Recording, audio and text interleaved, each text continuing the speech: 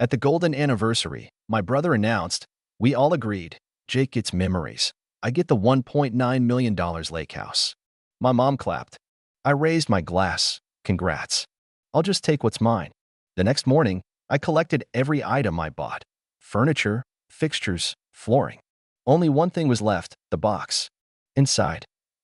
At my parents' golden anniversary dinner, the one I paid for, my brother raised his glass and said, loud enough for every guest to hear. We all agreed. Jake gets the memories. I get the $1.9 million Lakehouse. My mom clapped. My dad smiled. My aunt added, fair is fair. Nobody looked at me. I didn't argue. Didn't ask who we all was. I just raised my glass, let the silence thicken, and said, congrats. I'll just take what's mine. Then I smiled. Quiet. Unbothered. Like someone who already made a decision. Because I had. I didn't come there to fight. I came out of habit, out of obligation, maybe even hope. I booked the venue. Covered the $4,300 catering. Paid the band up front because Dad said they couldn't swing it this month. Even bought the custom cake with their wedding date etched in gold. And still, I wasn't even mentioned in the speeches. Not as a son. Not as family. Just as infrastructure. I sat through the toasts, the jokes, the way they laughed when my brother said he never wanted the Lakehouse anyway. No wife. No kids. What would he even do with it? They all laughed. Even Grandpa Joe looked away. I didn't. I took a bite of the overpriced filet, wiped my mouth, and said nothing. Because I'd already felt the shift. The mechanism kicking in. It wasn't rage. It wasn't even hurt. It was clarity, the cold, mechanical kind. The kind that clicks on after years of being tolerated, not seen. They didn't want me at the table. They wanted what I gave them. So I left early. Quietly. No scene. Just a smile, a nod to the waiter, and a note to my assistant. First thing tomorrow, itemize every asset I've funded in that house. They wouldn't see the fallout coming. Because in their eyes, I'd always be the reliable one, the fixer, the donor, the ghost. But that night, I stopped being invisible. And I started keeping receipts. I didn't sleep that night. Not because I was upset. I'd already passed that stage years ago. I stayed up thinking, remembering. Not moments. Patterns. Because the Lakehouse wasn't the first time they split the world between what I could give and what they could take. I remembered the time I covered my sister's $9,800 wedding reception, and when I asked why she didn't tell me, she laughed. You don't have a spouse or kids. Might as well make yourself useful. I remember driving 6 hours for Christmas, only to find out they gave my seat to the neighbor. She's alone this year, my mom said. You'll be fine in the kitchen. The kitchen. And when I left, quietly, without drama, my sister texted, wow, can't handle being overlooked. Huh. I remembered opening my banking app that night, freezing the mortgage assistance I'd been paying. The streaming accounts. The joint prime. Gone. I remembered the text they sent me at 9:04 p.m. that same night. The one that changed everything. We talked about it. You've always been a failure. You ruin every holiday, every get-together. We don't need you anymore. That was their idea of closure. No wonder the Lakehouse felt like a final punchline. Because for them, I was never part of the family. I was just the funding. The emotional labor. The technician. The fallback. I paid for the landscaping that made their anniversary party possible. $12,400 and wasn't even invited. When I asked, my aunt said, oh, it's just immediate family. Hope you understand. When I canceled the payments, my dad texted, don't be dramatic. That was always the phrase, wasn't it? Don't be dramatic. As if years of quiet compliance could be rewritten as tantrums the second I stopped giving. I remember the time I canceled my sister's wedding, not because I wanted revenge, but because she spent my money like she was entitled to it. Like I didn't matter. They always acted like it was love. Like I was helping. But what they really meant was that I was useful. That I was silent. That I'd never say no. And I didn't for years. Because I wanted them to see me. I thought if I gave enough, fixed enough, paid enough, they'd finally see me as more than just the one who came back wrong. But all they ever saw was utility. I pay, they clap. I give, they divide it among themselves. I show up, they humiliate me for sport. Every family function, every dinner, every milestone, I funded the performance. The illusion. The perfect family with the broken son who didn't ask for much and gave even more. They never said thank you. Not once. They just assumed I would keep showing up. Keep transferring money. Keep pretending I didn't notice. But I noticed. I remembered how they looked the other way when I was injured. How my mom told friends, it's fine, really. He still has one good arm. As if that made me salvageable. I remembered my brother laughing, calling me RoboCop every Thanksgiving, like I was a party trick. I remembered my dad saying, we're not going to walk on eggshells just because you had a bad year. One bad year. That's what he called the decade I spent rebuilding my life. That's the pattern. They don't think I matter, but they need me. They want the gifts without the giver, the service without the person, the access without the acknowledgement. I used to think maybe they just didn't know how much I gave. But that wasn't it. They knew. They counted on it. That's why the Lakehouse wasn't a surprise. It was just the final confirmation. And as I stared at the glass of whiskey in my hand that night, I made a decision. I wouldn't keep giving. Not my money. Not my silence. Not my name. I would take back everything. Because I wasn't the son who came home to make things better anymore. I was the son who came back to turn off the power. The morning after the Lakehouse announcement, I didn't make a scene. I made a list. Room by room. Item by item. Not out of spite, out of inventory. Out of clarity. Everything I'd bought, installed, paid for, or maintained over the years, it was mine again. By 9 a.m., I was in the driveway. My brother opened the door in gym shorts and a protein shake. He didn't say a word. Just stood there like someone who realized the tide had gone out and all the buried garbage was starting to show. First, the obvious stuff. The smart lock? Mine. Uninstalled in 3 minutes. The surround system and 65-inch OLED I bought for Dad because he deserved a real cinematic experience? Gone. The central Wi-Fi mesh I installed last year when the internet kept dropping during my mom's Zoom calls? Disabled. The lighting control app. The kitchen smart faucet. The security camera cloud access. All gone. By noon, the house felt unfamiliar, not because I broke anything, but because I removed the infrastructure they didn't even realize I'd been maintaining. I wasn't malicious. I was precise. The thermostat lost its remote access. The fridge's touch panel went dumb. The backup generator monitor, offline. Then came the financials. I opened the mortgage account, removed my cosigner credentials, triggered a review. I knew the outcome, they wouldn't qualify a loan. Not after the refinancing I helped them secure 2 years ago. Then the phone plan, all 5 lines under my name. I transferred full ownership. If they didn't accept within 72 hours, the lines would go dead. I logged into the streaming services. Canceled each one. Netflix, Hulu, HBO, Amazon Prime. Even the shared password manager. Gone. Their Amazon delivery stopped. Their password autofill broke. Their living room TV showed only static. My brother finally said something around 2 p.m. This is crazy. I didn't answer. I just unplugged the router and walked out. Next stop, their business accounts. My parents' firm had relied on my company's infrastructure for over a decade. Cloud backups, secure emails, firewall management, software licensing, all under my enterprise platform. Never charged them a cent. I opened the portal, reclassified their profile to terminated. Clean, professional, final. Left them a message in the dashboard. This system was maintained at no cost for 11 years. As of today, it has been decommissioned. Thank you. They had no idea how much depended on me until everything stopped working. By 3:30 p.m., the clinic's front desk messaged me. We're completely locked out. Please help. I didn't reply. I forwarded it to a colleague, told him to charge full emergency rates. Then came the real cleanup. The Lakehouse. I'd never wanted it, but I'd paid for half its repairs. New dock, water filtration, guest cabin upgrades. All from my accounts, because I was just helping. I pulled the invoices, highlighted every transaction. Then I called a lawyer. He didn't even blink. You want to reclaim or recoup, he asked. Both, I said. He started drafting a claim.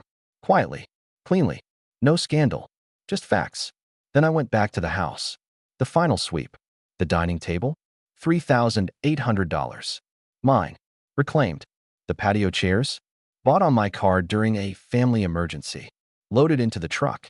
The espresso machine I gifted them 2 Christmases ago. The one my mom always said made her feel like someone finally appreciated her. Wrapped in towels, packed carefully. My brother tried to block the hallway at one point. You're not taking the flooring, man. I just smiled and kept walking because I had the receipts. Literally. By nightfall, the house felt hollow. Still intact, just empty of everything I had poured into it. Only one thing was left. The box. Old wooden.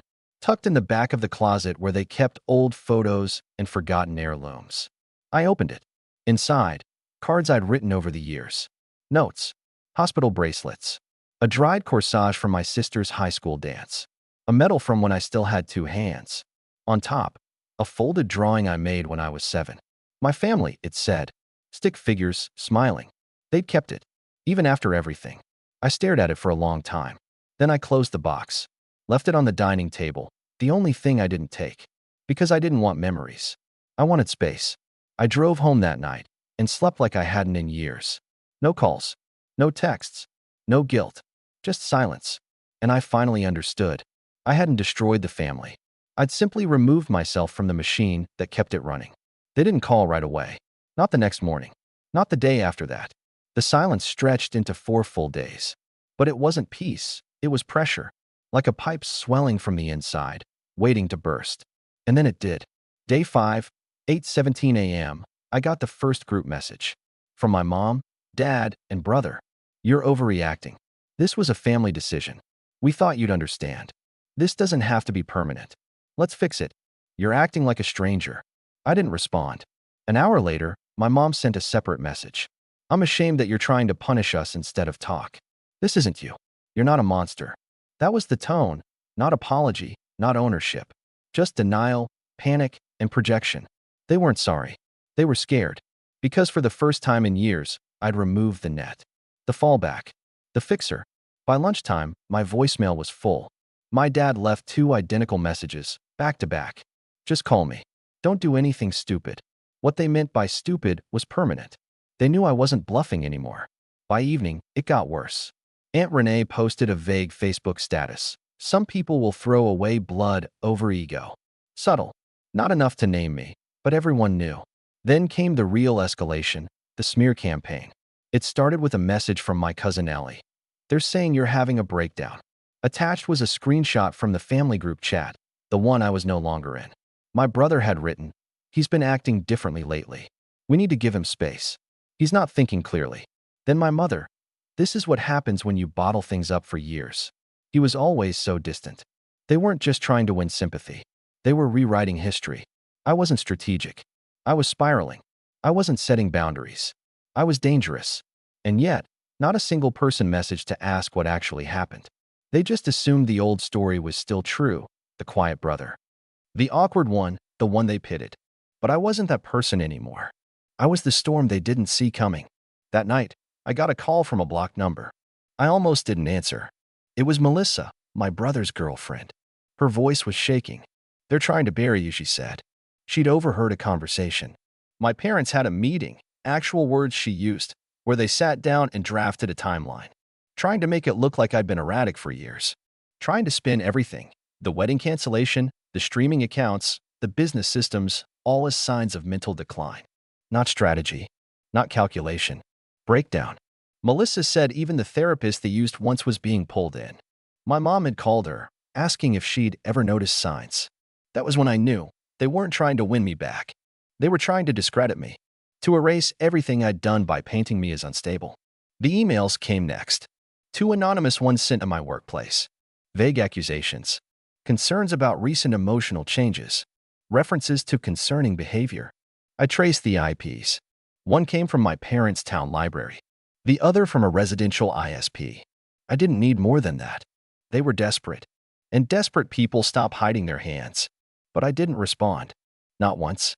Not to the messages, the posts, the calls. I let the silence speak for me. Because I knew what came next, confrontation. And sure enough, Sunday afternoon, they showed up. My mom, my dad, my brother. Standing at my door like it was Thanksgiving, and they were dropping off a pie. They didn't ring the bell. Just stood there, 3 actors waiting for their cue. I let them stand for 2 full minutes. Then opened the door. Didn't invite them in. Didn't smile. Just said, you have 5 minutes. My mom started crying instantly. Not from grief.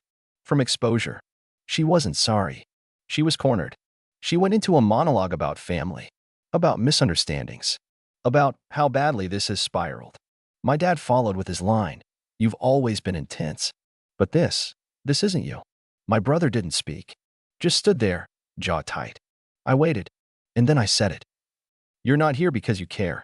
You're here because the power's off, and you don't know how to live in the dark. Silence. Then I looked at my mom. You let them say I was crazy. Looked at my dad. You watched it happen. Looked at my brother. And you started it. That was when my brother broke. You're throwing your own family away for what?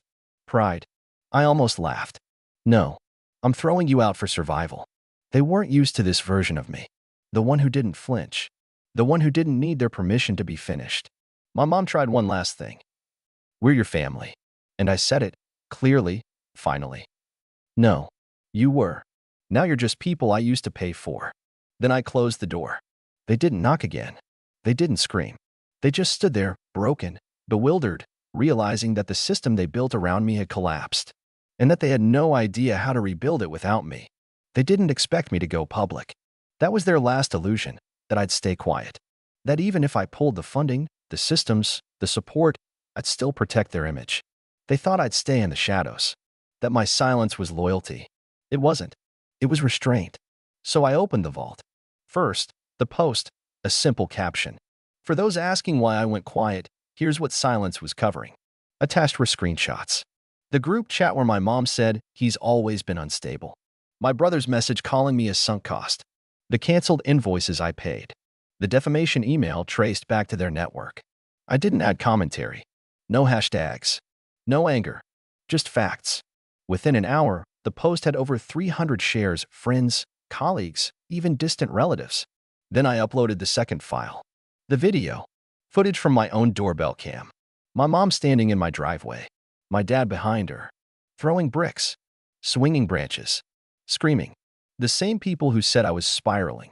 The same people now screaming. We gave you everything. I blurred faces. Not because I had to, but because I wanted the focus to be on truth, not vengeance. Then came the final upload. A PDF. Titled, Receipts. It had bank records showing payments I made for their mortgage, streaming, weddings, tuition. Email confirmations with my signature authorizing home upgrades, travel, business systems. Legal filings proving I'd removed myself from their debts. No edits. No interpretation. Just reality. And then I closed my laptop. Didn't check for comments. Didn't wait for reactions. Because the truth wasn't for them. It was for the people they tried to lie to. By evening, my inbox was full. Old friends. Co-workers. A few cousins. One message stood out, from my cousin Ellie. You didn't destroy the family. You revealed it. Even better, one from my uncle's dental clinic assistant. So you were the one keeping it all running. We had no idea. They always said you were just the IT guy. We're sorry. That hit different. Because that's what the family narrative always was. I was the broken one, the helper, the sad one who needed purpose. And now, they knew I was the structure. And when I walked away, everything collapsed. No drama, no revenge, just balance. By the next day, my mom had deactivated her social media. My dad's email auto-replied. Out of office indefinitely. My brother went quiet online. Deleted old posts. Changed his profile to private. It wasn't shame. It was exposure. They couldn't spin it anymore. Not when the receipts were public. And that was the moment the balance shifted. They didn't just lose a son. They lost the story they told about him. They asked to meet. One last time. No group message. No pressure. Just a short email from my dad. If you've got 10 minutes, we'd like to see you. No drama. Just closure. It felt rehearsed. Calculated. Polished to sound reasonable. Like they'd finally hired someone to edit their apologies. I didn't reply. I showed up. Same house. Same driveway. Same front door I'd walked away from months ago. My brother wasn't there. It was just my parents. Waiting in the living room like this was some twisted version of a family counseling session. My mom stood up when she saw me, eyes already glassy. My dad didn't move. Thank you for coming, she said, like we were strangers doing a business deal. I didn't speak, just nodded once and sat across from them. The room was too clean, too staged. The fireplace flickered even though it was July. And the coffee table had 2 mugs set out, one labeled World's Best Son. My mom pushed it toward me like it was going to reset the board. I didn't touch it. My dad cleared his throat. Then he launched in. We've thought a lot about what happened and what we said, and we want to be clear.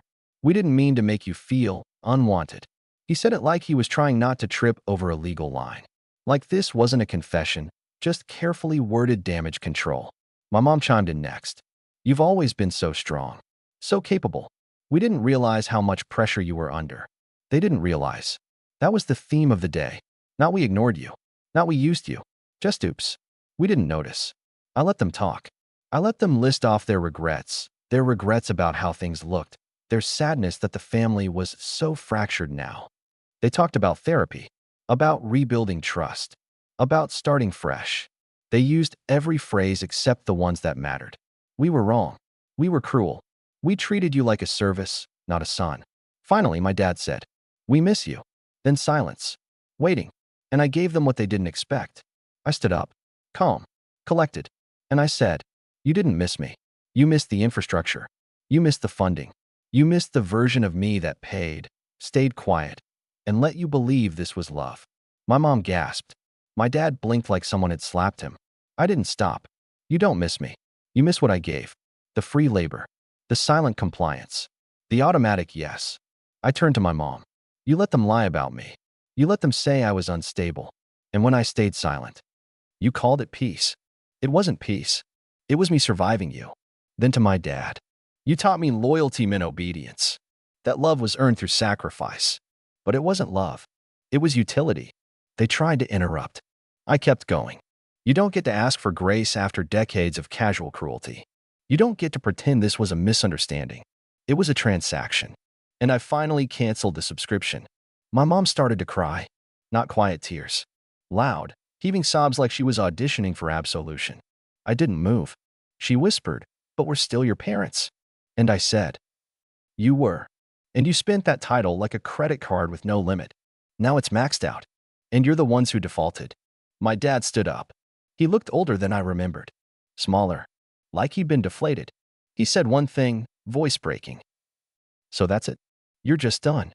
I looked him in the eye. "No. I was done the night you gave my seat away for hardwood discounts. This is just me turning off the lights." They didn't have anything left to say. And I didn't wait for a goodbye. I walked out. Past the framed pictures they never updated. Past the fireplace they kept lit for show. Past the fake mug that said "World's Best Son." I closed the door behind me. Didn't slam it. Just clicked it shut like a chapter ending. That night, I got one last message from my mom. "You'll regret this one day. Family is forever." And I replied with the only truth they never prepared for. "No. Family is earned." And you returned it broken. Then I blocked her number. Then I slept. No guilt. No noise. No weight on my chest. Because I didn't just say no to them. I said yes to myself for the first time in 20 years. And that, finally, was enough.